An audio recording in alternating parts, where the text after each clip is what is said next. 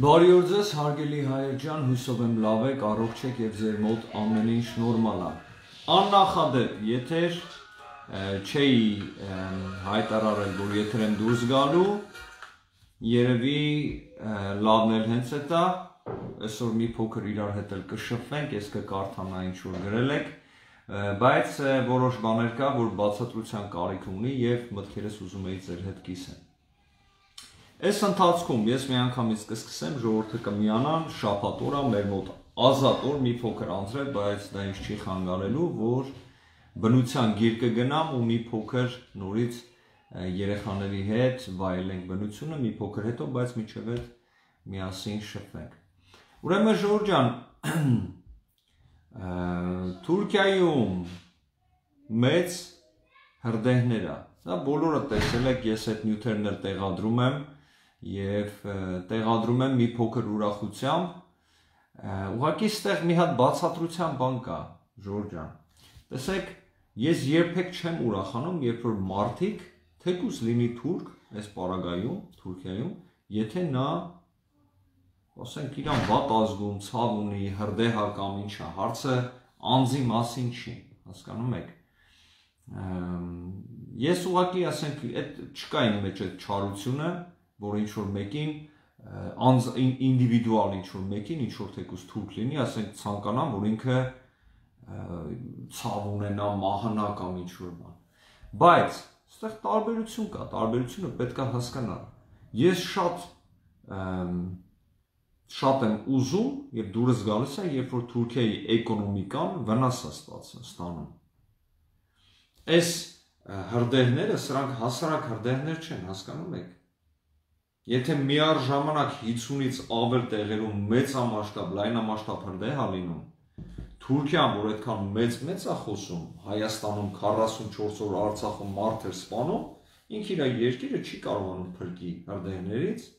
եւ մարդկանց պետք է էվակուացիա անեն։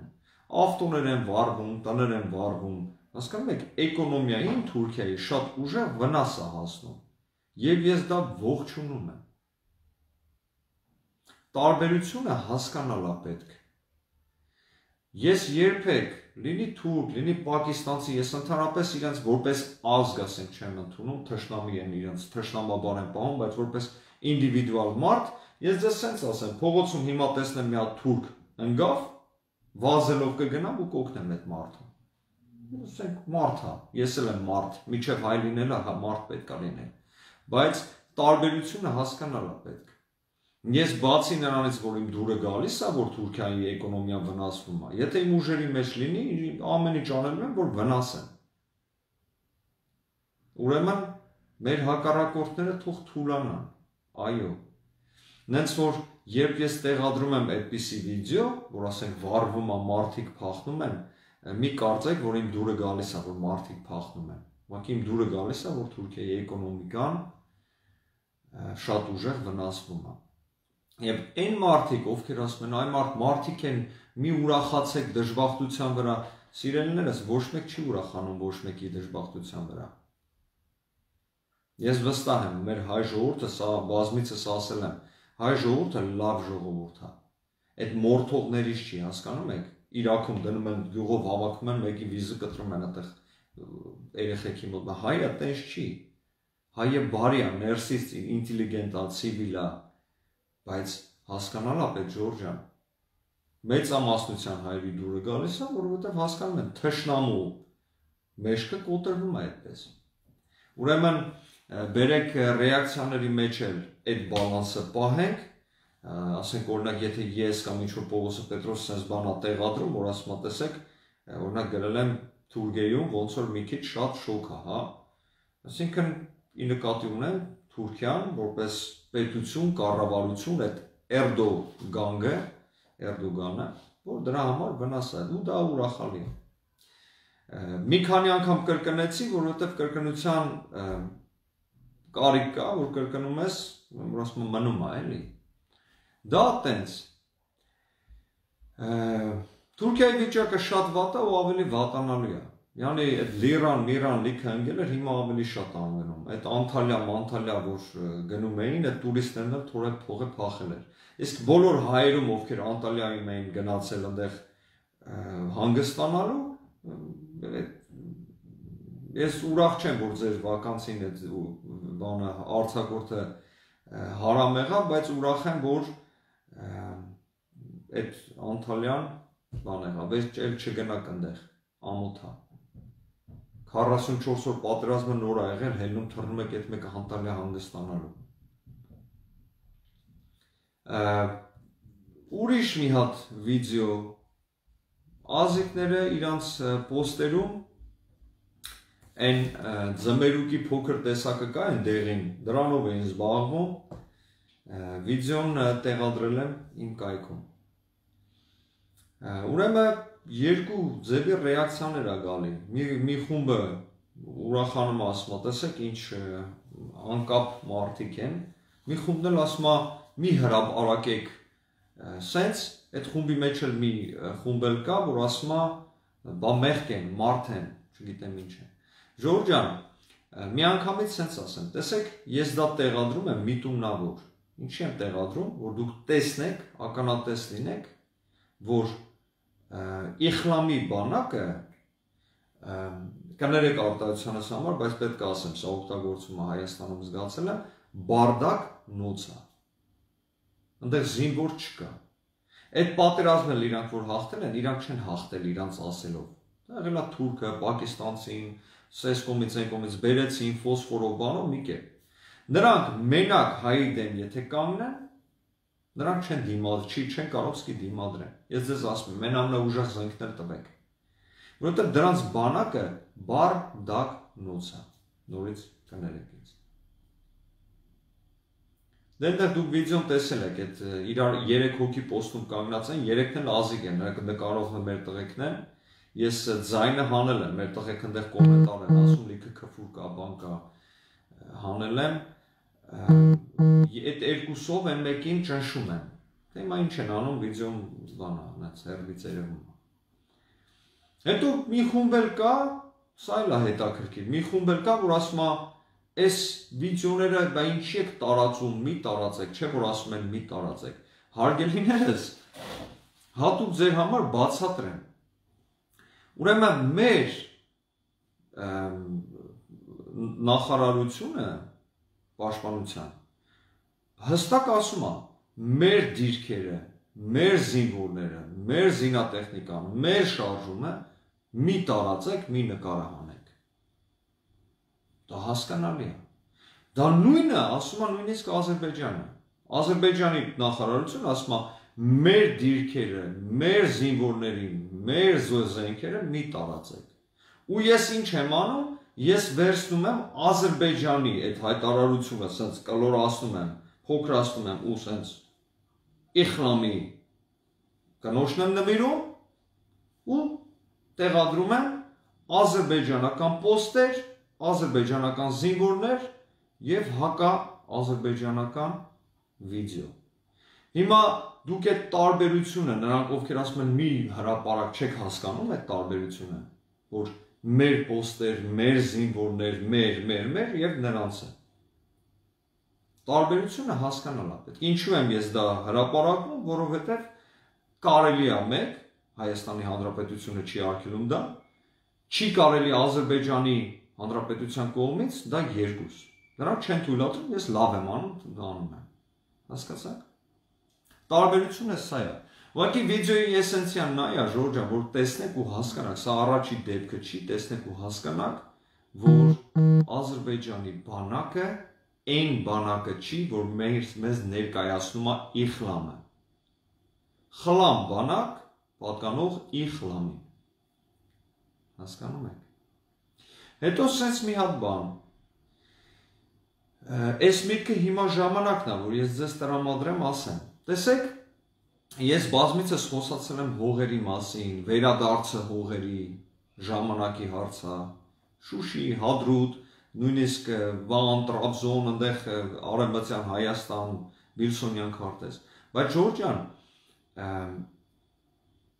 լոգիկայի մեջ է, ուղղակի պետք է ասեն, որովհետև ինչ որ մարդիկ կան, որ չեն ընկալում, չեն հասկանում, այդ հողերը չեն նվիրվելու մեզ։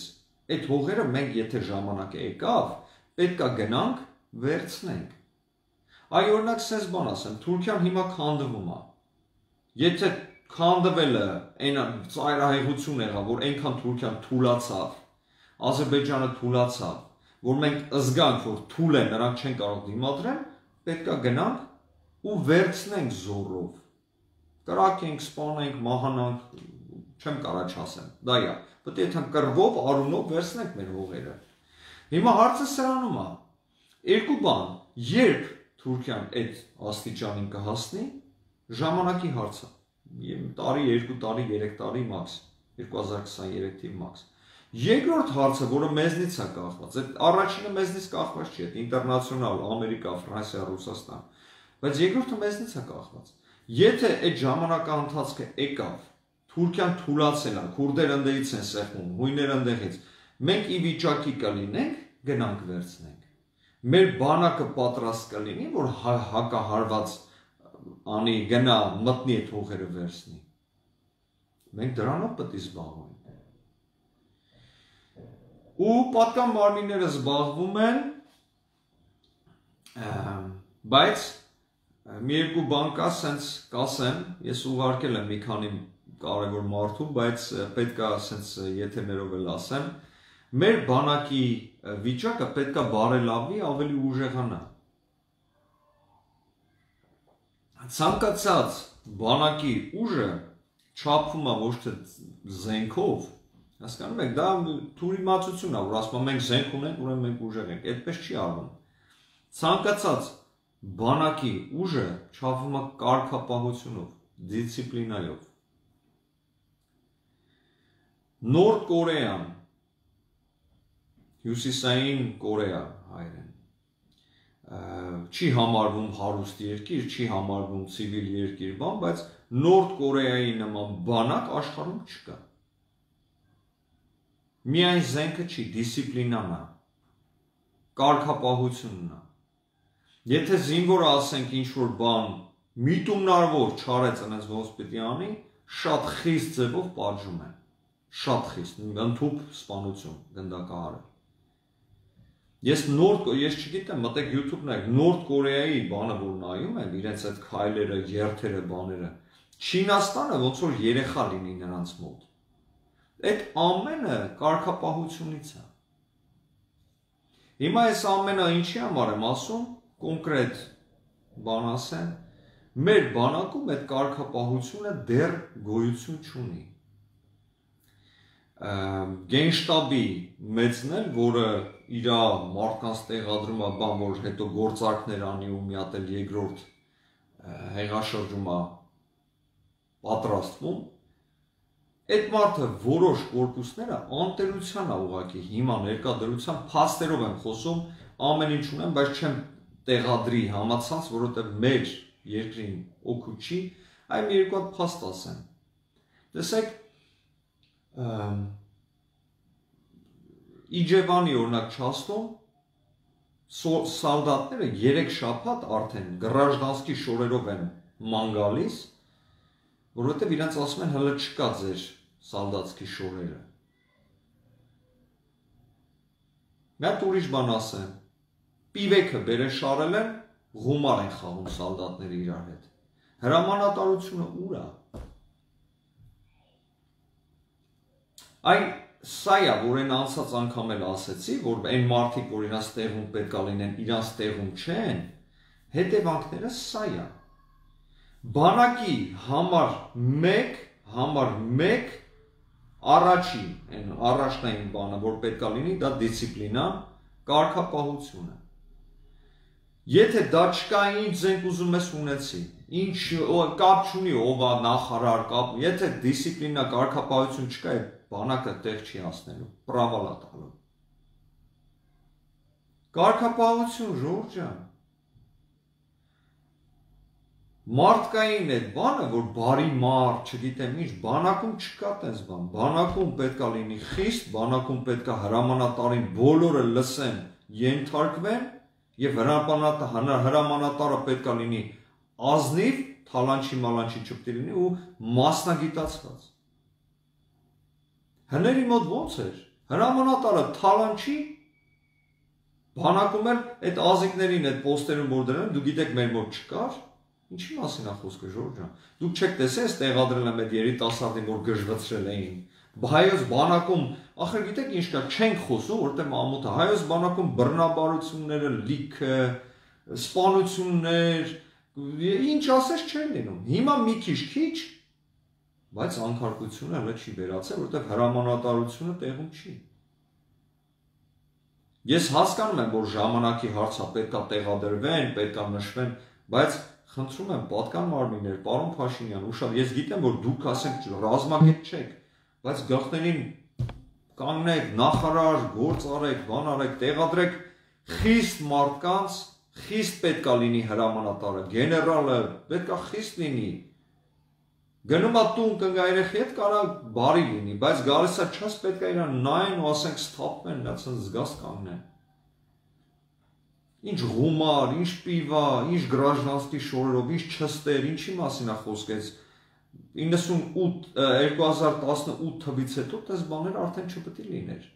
Հիմա ընդհանրապես չպետք է լինի։ Թուրքը սահմանին կանգնած, մենք պետք է ունենանք ամենապարտաճանաչ եւ կարգապահ բանակը։ Ժորժ ջան, այս ամենը ասելով հանդերձ դա համեմատական է։ Որից ասեմ, որ իմանաք։ Մեր տղերքը պոստերում կանգնած են, մեր տղերքը շատ լավ իրենց առաջադրանքը անում են, մեր տղերքը չեն բողոքում։ Կանգնենք մեր տղերքի կողքը, այդ բողոքը մեր անձնական վայ, ես ինչ եղավ, sense բան դնենք մի կողմ, ամեն ինչ լավ է լինելու։ Ուղղակի ինֆորմացիան պետք է լինի եւ ժողովուրդը պետք է իմանա, պատկան մարմինները ասեմ ավելի պետք է իմանան։ Հիմա ես sense ասեմ, այս եթե ես այս նամակներն եմ ուղարկել, ասենք պատկան մարմիններից կուզենան կոնկրետ իմանան որ չաստում ինչա կատարվում ոնց ինչ, ես կարող եմ դա անեմ բարձրաստիճան ռազմավար ես չէ, այդ ռազմավարը Հայաստանի Հանրապետության կներկայացնի սիտուացիան, ոնց կա։ Բայց այդ ճանապարհը պետք է բացեն։ Հասկանում եք, հեղափոխության ժամանակ, դրանից հետո էլ ընտրությունների ժամանակ էլ շատ մարդ կա, հրամանատարներ, գեներալներ մնացին Փաշինյանի կողքին, ժողովրդի կողքին։ Նրանք չգնացին հների գիրկը, մնացին, բայց հիմա ինչ է կատարում, նշանակումներ են կատարում, այդ մարդկանց գործից արդեն չէ, հանում են, կան ավելի ցածր պաշտոններ են տալի, ինչը իրանց մարդկանց նորից առաջ տան։ Ու այդ հրամանատարությունը, այդ մարդիկ, ովքեր որ ուժեղ, հպարտ, կանգնած ժողովրդի կողքին հիմա ես իրանց հետ խոսում եմ, բան եմ անում, որ չհուսահատվեն, բայց զգում եմ, որ ասենք բանով դուխով ընկնում են կամաց-կամաց, չի կարելի այդպիսի բաներ անել։ Եթե ինչ-որ մեկը չաստը պահել է 2-3 տարի ամենակարգապահ բան ու այդ չաստից հիմա ես իրան ասում եմ, որ ունդեղ հուման է խաղում, այդ մարդը արդեն գեներալ արու, արդեն լացը գալիս է։ Հասկանում եք, դա չի կարելի այդպիսի բաներ թույլ տալ։ Խոսքս հիմա նախարարին եմ դիմում, խնդրում եմ ուշադիր եղեք, լավ կադրերին սովորած, ավարտած, ժողովրդի կողքին, միշտ ժողովրդավարական, ասենք, միշտ Փաշինյանի կողքին չի կարելի դրանց անտեսել։ Հասկանում եք, ուղղակի չի կարելի։ Ու հիմա այն ժամանակա ընթացքն է, որ բոլորս, հենց ռազմավարներն էլ, հենց մենք էլ գիտենք, ով ինչ է շնչում։ Ասենք, sense կարանք սենյակի մեջ հավաքենք, ասենք Քոչարյանական, Փաշինյանական, Քոչարյանական, sense իրար մեջ sense կիսես հանես, sense կանգնացնես։ Բոլորի մասկիկը պատրված անդեղ էլ արդեն բան չկա իմանալու ով ինչ է։ Ժորժ ջան, հիմա ասենք մի անգամից մի հատ ուրիշ թեմայի, այս թեման մի քիչ թողնենք հանգստանա։ Իմիջայլով Ժորժ ջան, այսօրվա թեյս Հայաստանից հատուկ ծաղիկներ եւ բույսեր, մի հատ հիանալի մի հատ թեյ խորհուրդ կտայի Հայաստանի այդ սարերի,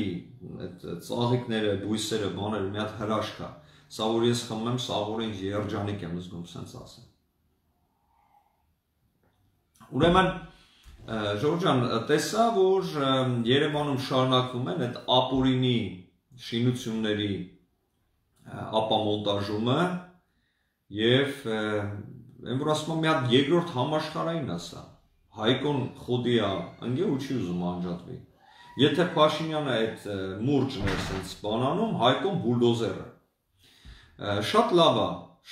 որովհետեւ ավելի շուտ պետք է արվեր բայց լավ է որ հիմա է արվում ու հասկանալի է ավելի շուտ թավիշ էր հիմա փողպատ է Մի հատ երկրորդ լավ բան տեսա, որ քաղաքի են մեծ ավտոբուսները, որը քաղաքապետարանը գնել էր Չինաստանից, արդեն պատրաստ են ու ուղղորդվել են Հայաստան։ Այսինքն մոտակա օրերս Հայաստանում, Երևանում մանավանդ շատ գծեր լինելու են, արվելու են այդ մաքուր, նոր էլեկտրական մեծ եւ air conditioner-ով, այդ որ սառը օդը փչում է, այդ ավտոբուսներով եւ ես շատ ուրախ եմ Երևանի բնակիչների համար։ Ինչ վերաբերվում է Հայկոյի գործունեությանը, ես միշտ ասել եմ, ես գոհ եմ նրա գործից, գոհ եմ, որ նա չի թալանում եւ շատ ավելի գոհ եմ, որ այս վերջերս քաղաքապետարանում որոշում կայացվեց, որ աշխատողների աշխատավարձները բարձրացվի, բայց Հայկոն հայտարարեց, որ նրա աշխատավարձը կմնա նույնը, այն բաներ, որ բարձրացվի, այդ մասը նա տալու է բարեգործության, եթե չեմ սխալվում, զինվորների ֆոնդի։ Ուղղակի մի հատ օրինակ մարդ, քաղաքապետ, որը աշխատում է, չի թալանում, գործ անում եւ այդ բանն էլ մորալն էլ տեղն է։ Երկրորդ հարցը, թե նա ԿՊ-ական է, չի, ինչ է, ոնց է, Ժորժա, դա ես ասել եմ։ Ես ինքս ԿՊ-ի հետ կապ չունեմ, ես Հայաստան դաշինքի հետ կապ չունեմ, ես դաշինքների հետ կապ չունեմ։ Կոնկրետ իմ համար ոչ մի բան դնը չի նշանակում ով որտեղ է որովհետեւ քաղաքականությունը ես ասել եմ ես նայում եմ նա ինչ ով որ լավ է իմ ժողովրդի համար իմ երկրի համար ես նրա կողքին կանգնած եմ ինչը վատ է ես դա բանում եմ եւ բարձրաձայնում եմ որ չի կարելի դա այսինքն Հայկոյի գործունեությունը որպես քաղաքապետ ոչ թե որպես քաղաքական գործիչ քաղաքապետ Ես շատ ուրախ եմ, որ նա այս գործերը անում եւ Կարքին քաղաքապետ ջան ապրես։ Սա էլ sense։ Մի անգամից տեղափոխվենք մի թեթև դեպի Սյունիք։ Սյունիքում հիշում եք, երբ Սյունիքի ազատագրումն էր։ Միջև ազատագրումը Սյունիք էր գնացել պարոն Փաշինյանը։ Մեր Նիկոլը գնացել էր Սյունիք, որ ժողովրդին հանդիպի, ու Սյունիքի խուլիգանները, ալկոգոլիկները եւ նարկոմանները, որը գլխավորվում էին Մեղրի այդ քաղաքապետի եւ այնտեղ դու գիտեք ովքեր են կողմից, հարցակում կատարեցին,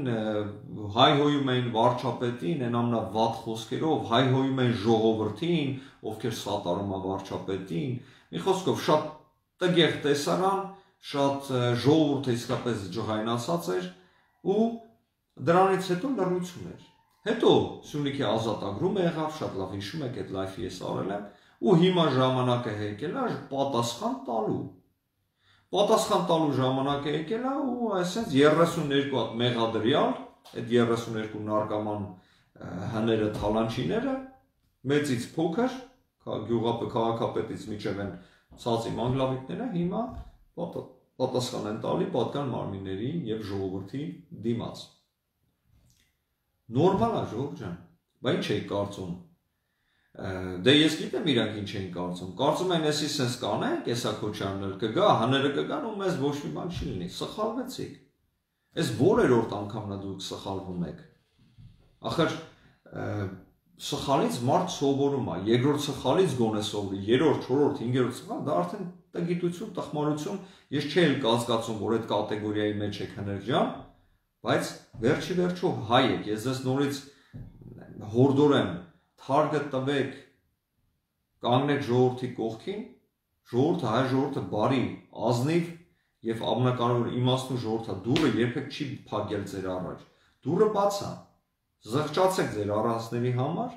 ժողովրդից ներողություն խնդրեք եւ անցեք գործի, երկիրը սկսենք սարքել։ Բայց միջև սարքելը դատ կա, բան կա, պետք է պատասխան տաք։ Բոլորը իրանց արածների եւ չարածների համար պետք է պատասխան տան։ Իսկ նրանք, որ ասում են, բա ինչի նստած չեն, ժամանակի հարց է։ Կովիդ էր, պատերազմեր, ընդ 1000 ու մի բան եղավ։ Հիմա ժամանակը կա։ Հիմա էլ իրանք են ասում են, բա թուրքը սահմանին կանգնած է, եկեք խուլիգանեք դատում, բարև ձեզ։ Հիմա ինչ թուրքը սահմանին կանգնած է, ոչ ասֆալտ չփռեն, խուլիգան չդատեն, ժողովուրդը շունչ չքաշեն, հա։ Այդպես բան չկա։ Նույն համեմատությամբ մի քիչ էսկոմ գնանք, նյութ էի տեղադրել Երևանում, որ ժողովուրդը ման են գալի, հրապարակ, հաճելի, իսկապես, որ ասում մարդ տեսնում ուզում այնտեղ այնտեղ լինի, ու էլի տեսա որոշները գրում են, բա մեր տղեկը սահմանին, բան դուք ստեղ հրապարակում քեֆ եք անում։ Հարգելիներս, տղեկը սահմանում են, որ մեր կանայք, երեխաները, ծերերը sense քեֆեր անեն, այո։ Բայց իմաստը ո՞րն է, որ այդ տղեկը գնացել են սահման են պահում։ Բայց իմաստը ո՞րն է, որ մենք գոռում ենք, ասում ենք հերոս են այդ տղեկը։ Այդ տղեկը հերոս են, որովհետև նրանք այնտեղ կանգնած են, որ մենք գիշերը հանգիստ քնենք։ Որ մենք հանգիստ երեխային կալասկայի մեջ դնենք, գնանք հրապարակ ու այդ ֆանտաները տեսնենք գույներով։ Հասկանում եք ինչի համար են հիմա տղեկը այնտեղ կայնած։ Ու գնահատել է պետք։ Ցանկացած զինվորի ընտանիքին երախտապար տեղեք, որ բոլորովս, ես դուք միամար բոլորս հրապարակում կարող ենք լինենք։ Իմիջայլոց, երբ ես այդ նյութը տեղադրեցի հրապարակի, շատ մարդիկ սկսեցին գրել, որ Էդվին ջան, բարի գալուստ, Երևան, չգիտեմ ինչ, Ժորժ ջան, ես Երևանում չեմ։ Ես այն գալուստին հիշեցի, որ ասում էր, ես միշտ հրապարակում եմ, ասում են անձնապես, ասում էր չէ, որ ժողովուրդը դա է, ուրեմն ես էլ եմ այնտեղ։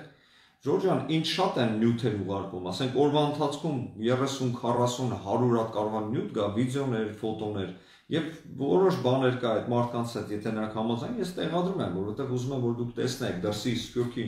մեր մոտի հայրը տեսնեն, թե ոնց է այնտեղ։ Դա չի նշանակում, որ ես այնտեղ եմ։ Ես, որ Հայաստանում լինեմ, ես ձեզ խոսք եմ տալի, դուք դա կիմանաք։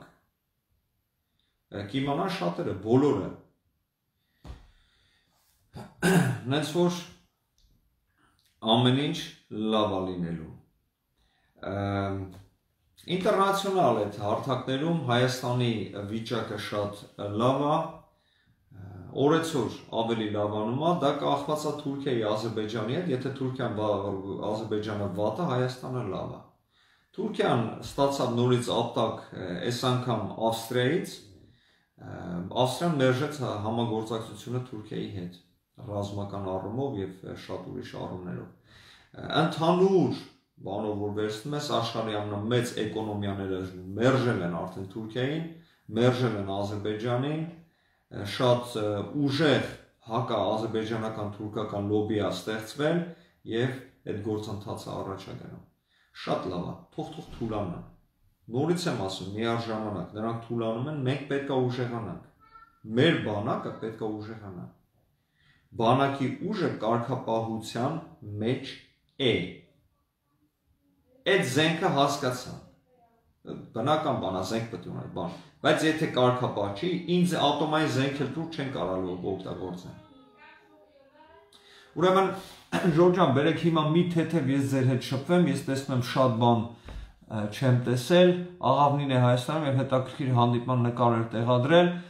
Աղավնին իմ շատ լավ ընկերը Հունաստանից Աթենքից մենք Աղավնուն շատ լավ ճանաչում ենք այս 44 օրվա ընթացքում, դրանից հետո էլ պայքարում էր գումարների համար, կորած, գողացած, հիմնականում դաշնակների կողմից գողացած գումարների հետևից էր եւ հիմա Աղավնին այո Հայաստանում է։ Ես Աղավնին իսկապես շատ սիրում եւ հարգում եմ եւ շատ ուրախ եմ, որ նա Հայաստանում է։ Աղավնին հենց այնպես Հայաստան չի գնացել, նա գործունեություն է ծավալում Հայաստանում, մեր ապագա պլանները Սփյուռքի, Եվրոպայի եւ Հայաստանի այդ հարցերով նա զբաղված է եւ ընդլայնում է կատարվում։ Շուտով ես լայվ կանեմ Աղավնու հետ եւ մենք կբացատրենք, թե ինչեր է արվել եւ ինչ պետք է ավելի շատ արվի։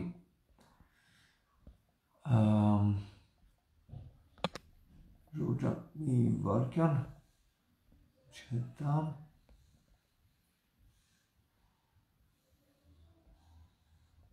Էդվին ջան, հները կանգնեն ժողովրդի կողքին, թե ոչ մենք առանց իրանց էլ ենք ուժեղ։ Գայան ասում, Գայա ջան, հները ասելով ես ի նկատի չունեմ այդ վերևի այդ կանգնստած ռոբմով, դրանք ժողովրդի կողքին չեն կարող կանգնեն, որովհետև դրանք շատ բանտից կանգնեն ժողովրդի կողքին։ Նրանք, որ մեծ հանցագործություններ են գործել, խուլիգանության մասին չի խոսքը, մեծ սպանություն, այնտեղ թալան, մեծ մասշտաբի, նրանց մենք 10 տարի, 15 տարի չենք տեսնելու։ Խոսքը գնում է խուլիգան մուլիգանների մասին, ովքեր որ իրենց այդ հիերարխիան, այդ իրենց խուլիգանական ինչ որ աստիճան ուզեցել են բարձրանալ, բաներ են արել, խափնվել են, խոսքս նրանց մասին է։ Ու ես իրենց մասին այդքան չեմ մտածում։ Ես մտածում եմ ավելի շատ իրանց հարազատ, բարեկամ, երեխա, բան, որ ասենք ընտանիքներ, բան, հայ ընտանիքներ են։ Ասենք այդ երեխեն օրինակ, ասենք մեղավոր չի, որ իր պապան մի քիչ անասուն է։ Ասենք մենք բոլորս կուզենք, որ իր պապան անասուն չլինի, որ չասենք որ պապան անասուն, ասենք որ պապան, ասենք ավտոբուսի վարորդ է, քո պապան ասենք զինվոր է, քո պապան ասենք նորմալ մարդ, նորմալ հայ մարդ, խուլիգան չլինեն։ Հասկանում եք, դրա համար եմ ասում վերադարձ դեպի հասարակություն ու այդ դուռը պետք է բաց պահեն։ Երևան ջան, բարի օր, նոր միացար։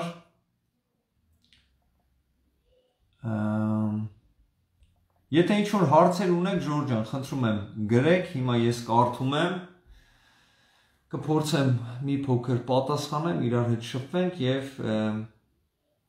մի քիչ հետո կփոկվեմ դեպի Ֆրիզլանդ։ Ֆրիզլանդը դա Հոլանդիայի ամենահյուսիսային վերևի նահանգներից մեկն է, որտեղ աշխարհի ամենաբարձրահասակ մարդիկ են ապրում, Ժորժ ջան։ Ուրեմն ես ինքս փոքր չեմ, ասենք մոտավորապես 1 մետր 90 սանտիմետր, 100 կիլո, ասենք մեծ եմ, բայց երբ Ֆրիզլանդում ես այնտեղ, ասենք քայլում եմ, նույնիսկ շատ ժամանակ կին արմատներ կա, որ ինձանից բոյով են, որ ասենք սենց վերև եմ նայում ու հետը խոսում են։ Հասկանում եք, բոլորի աչքերը կապուտ, բոլորի մազերը դեղին, լավ,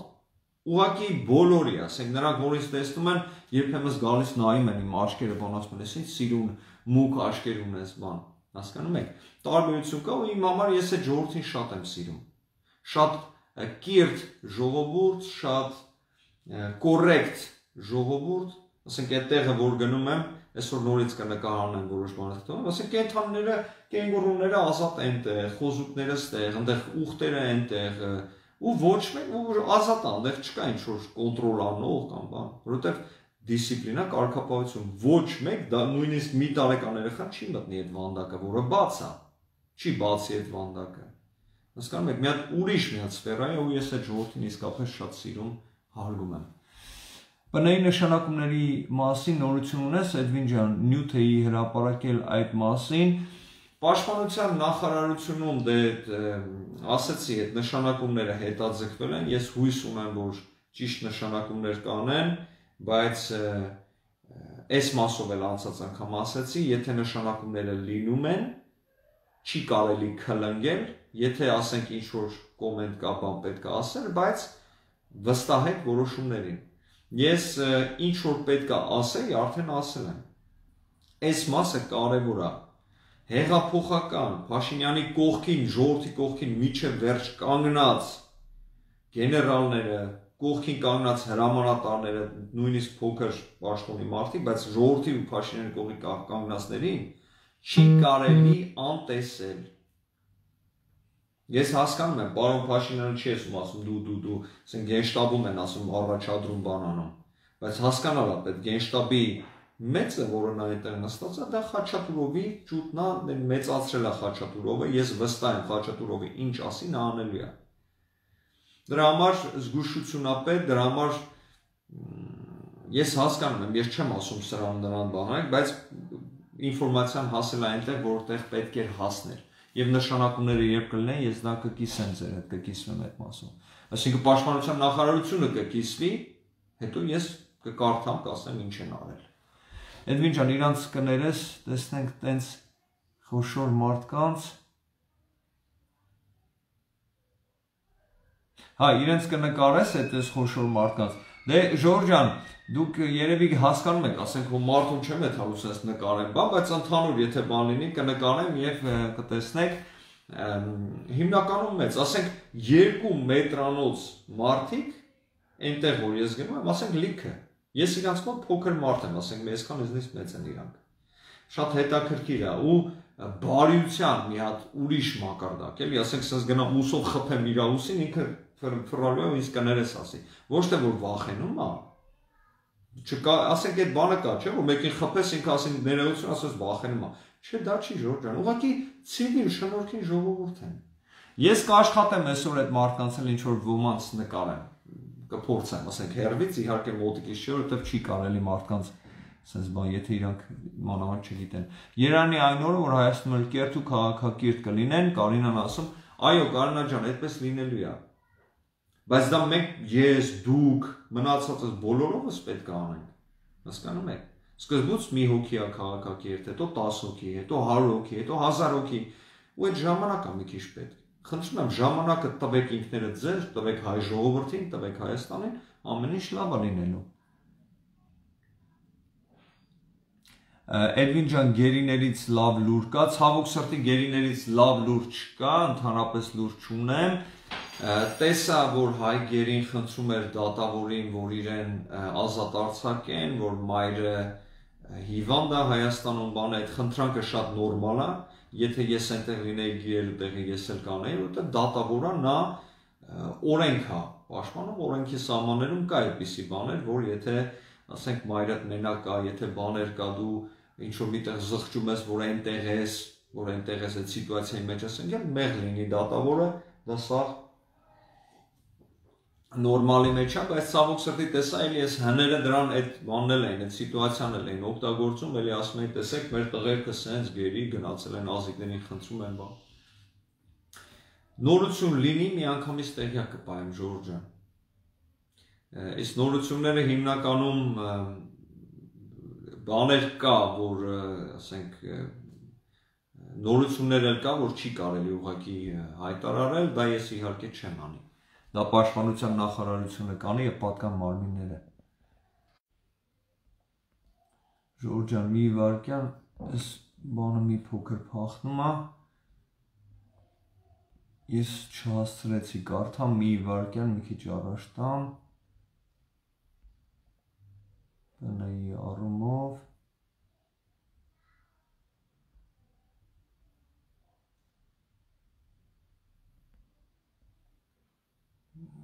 վարքյան իրենց կնես Էդվին ջան, գիշեր աղոթելուց հետո 11 Սաղմոսը կարդացի եւ այս օրերի մասին կարդացի, մանավանդ 11:6-ում, որտեղ գրված է, որ Աստված տեսնում է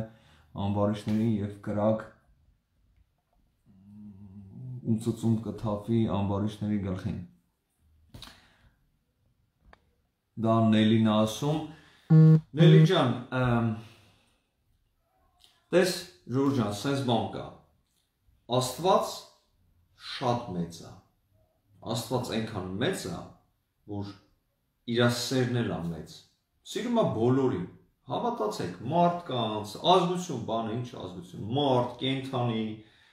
բնություն, բոլորին սիրում է։ Աստված չի միտումնավոր ինչ որ մեկին վատություն անում, հասկանում եք, դա իմ ընկալումն է Աստծո, որ այսպես է։ Մենք ուղղակի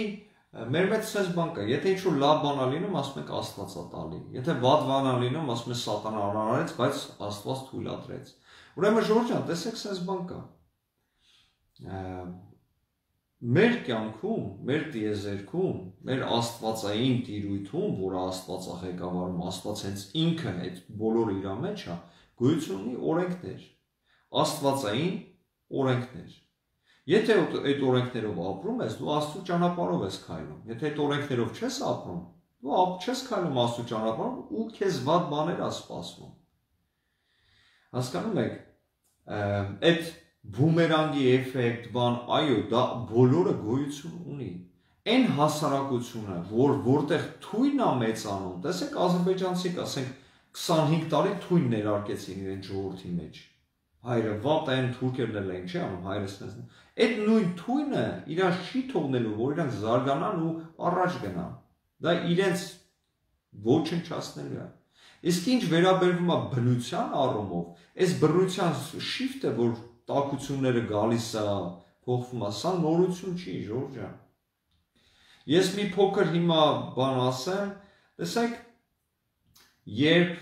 երկրորդ համաշխարհայինին երկու Հիրոշիմա Նագասակի գիտեք ատոմային բոմբերը ընկան, դա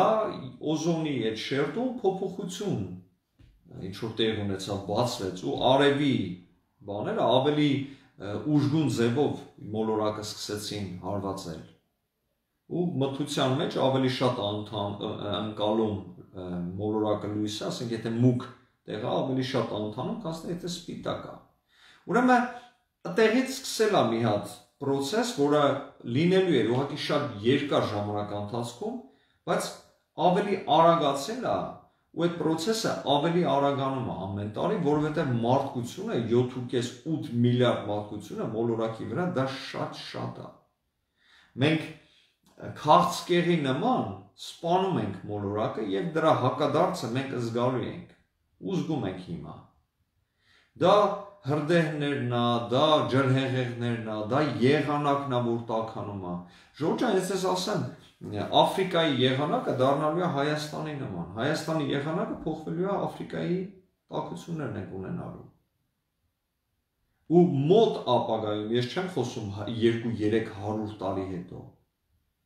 Մենք 30-40 տարի հետո Աֆրիկայի է լինելու Հայաստանը։ Իսկ նրանք, որ գիտեն, որ Աֆրիկա այն մասում, որտեղ ջուր կա, դա դրախտ է ուղղակի, շոկը կապ չունի։ Այդ դրա համար եմ ես միշտ ասում ջուր։ Ջրի մենեջմենթը շատ կարևոր բան է։ Այդ գետերը, բասեյնները, ջրի գետնի տակ, հանքերը, բաները։ Դա շատ արագ պետք է արվի, Ադրբեջանը, Թուրքիան դա հասկանում է։ Թուրքիան գիտեք ինչ մեծ բասեյններ անտեղ սարքում բանանում Էրդոգանը։ Նրանք հասկանում են ինչի մասին է խոսքը։ Բայց մի հատ հետ գանք ավետարանին, ավետարանի մեջ շատ բաներ կա, որ լոգիկայի մեջ եթե նայենք, նա բացատրում են, որ այս ճանապարհը, որ մարդկությունը գնում է, դա ասենք լոգիկայի մեջ է, պետք չի որ նույնիսկ մարգարե լինես, որ հասկանաս, սա մի հատ ուժեղ ջախջախում է նրանց համար, ովքեր պատրաստ չեն լինի այս փոփոխություններին, ովքեր Աստծո օրենքները չեն հետևի։ Այդ դրա համար ասում ենք, եղեք կիրթ, եղեք բարի, եղեք խելացի, դա է Աստծո օրենքը։ Եվ ամեն ինչ լավ է լինելու։ Իսկ այն ազգերը, ովքեր ի վիճակի են դա անեն, դա հայը դրանցից մեկն է։ Հայ ի վիճակի է։ Մենք կարող ենք այդպես անենք։ Մեզ միշտ փորձել են համոզել հենց այս մեր ներսի տականքները, որ մենք չենք կարող առանց ռուսի, մենք չենք կարող էսի, մենք չենք կարող այնի։ Ռուսաստանը օլիմպիական չեմպիոն դառավ, նայում է սա հայն այդ տուրնիկների բանի վրա։ Հայաստանը չի կարա, բայց Ռուսաստանը կարա, բայց սա հայերն են այնտեղ անում։ Օթանավ են սարքում Միկոյի չգիտեմ ինչ, եսի ենի, սա հայերն են անում, բայց ասում են Հայաստանը չի կարա։ Ոչ, սխալվում եք, Հայաստանը կարա, Հայաստանի հայը շատ խելացի է, Հայաստանի հայը ապրելու է շատ լավ կյանքով, մոտ ապագայում։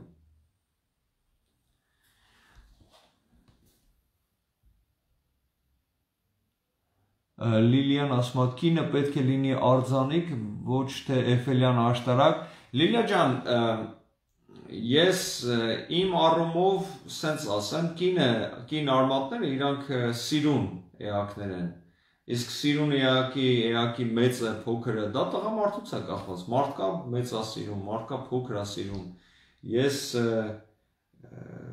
դեմ չեմ, որ կինը մեծ լինի, ես շատ սիրուն մեծ բոյով մեծ հաղթանդամ կին եմ տեսել, հանդիպել և իմ դուրը գալիս է, ես պրոբլեմ չունեմ մեծ, իսկ այդ ինտիմիդացիան կարող են ինչ-որ տղամարդիկ, որ ինտիմիդացիա լինի, մեծ կին լինի բան, դա ես անձամբ ես չունեմ։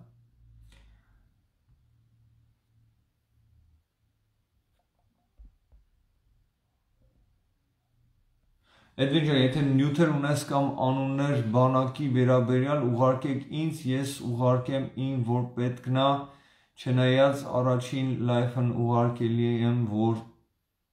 պետք էր։ Գայանե ջան, ես ինչ որ պետք էր որ ասեի արդեն ասել եմ, այդ ինֆորմացիան դուք կարող եք արդեն տեղափոխեք փոխանցել այնտեղ որտեղ ուզում եք։ Սա եթե ես համացանցում հայտարարում եմ, ուրեմն բոլորի համար հասանելի է ու կարելի է։ Էդվին ջան, այնքան տնավարի, հանգիստ, մատչելի, խելացի հասանելի ես ներկայացնում իրավիճակը, որ ինչքան էլ լարված է լինում իրավիճակը, քեզ լսելով հանգստանում ենք։ Շնորհակալ եմ Ռոզանա ջան, շատ շնորհակալ եմ բարի խոսքերի եւ այս մասը վերլուծելու համար։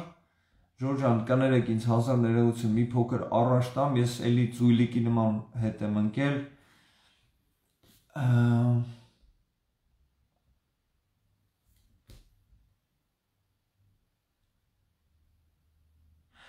Սարյան Ամալյան ասում է հարազատները խնդրել են չտարածեն, բայց չստացվեց։ Հա, երևի գերի մասին է խոսքը։ Ժորժ ջան, դե բնական բան է,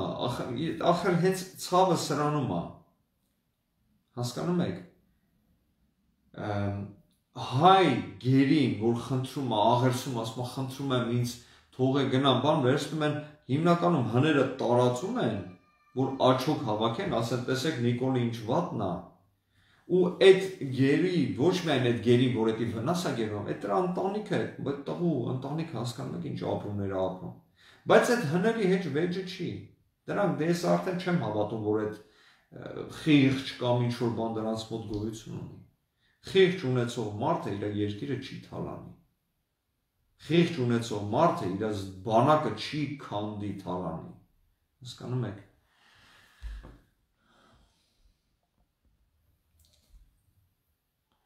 Գեղամ ասում է Պուտինին կկարողանանք հաջող անել։ Պուտինին սենց թեներս հաջող ենք անելու, արդեն արել ենք Ժորժ ջան։ Տարբերություն պետք է դնենք Պուտին, Կրեմլ եւ ռուս ժողովուրդ։ Պուտինին հաջող անելը դժվար չի, ժամանակի հարց է։ Ու Պուտինին շատերն են արդեն հաջող արել ու ուղարկում են արդեն։ Կրեմլին հաջող անելը շատ դժվար է, կարծում եմ երբևիցե մոտակա տարիներին չի ստացվի, ուղղակի համագործակցել է պետք, իսկ ռուս ժողովրդին, հայ ժողովրդին իրարից անջատելը կամ թշնամացնելը դա ուղղակի հանցագործություն է։ Ռուս ժողովուրդը մեր ընկերներն են, ես ունեմ ռուս ընկերներ, ես շատ սիրում հարգում եմ նրանց, 44 օրվա պատերազմի ընթացքում 1000 ու մի բանով ինձ օգնեցին, հայ ժողովրդին օգնեցին, ուղարկեցին գումարով, բանով էլ ստեղից։ Նենց որ ռուս ժողովրդին ես սիրում հարգում եմ, պետք չի նրանց հեռացնել,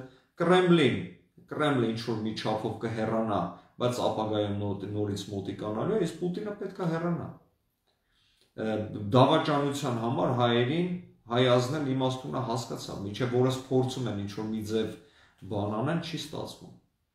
Ու դա Պուտինը անում է ոչ թե ռուսերի կողմից, այլ անում է դավաճան հայերի կողմից։ Այն հայերը, որ Ռուսաստանում Պուտինի կոշիկի տակ պարկած հակահայկական քայլեր են անում, նրանց կողմից է դա արվում։ Նենց որ սենց մի բան էլ կա, Պուտինի շատ մի մեղադրեք։ Մեղադրեք նրանց, ովքեր Պուտինի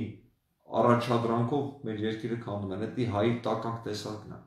Մի քանի օր առաջ էլ տեղադրեցին դեռ մի հատ նյութ են տեղադրել, ու իրան սպասել չտվեց, մտավ ու սկսեց հայհոյել կգամ, այնքան ապուշություն, հասկանում եք, ապուշության այն աստիճանը, որ մտել ասում է, տեղը արդեն գտել են, գիտենք որտեղ ենք։ Խելքի ձունգա, ես շաբաթը 4 օր